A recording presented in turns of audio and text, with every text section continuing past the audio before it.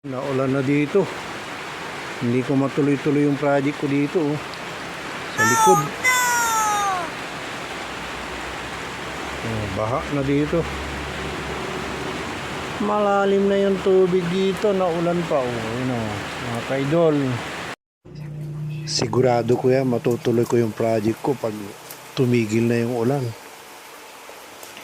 Inabutan ako ng panahon ng tag-ulan, mga kaidol. Pag wala ng ulan, wala na rin tubig dito sa likod, ayun, magagawa ko na.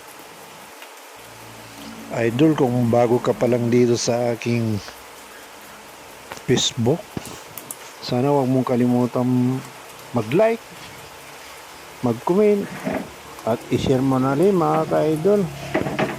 At ingat kayo palagi. God bless. Shoutouts lahat sa mga nanonood.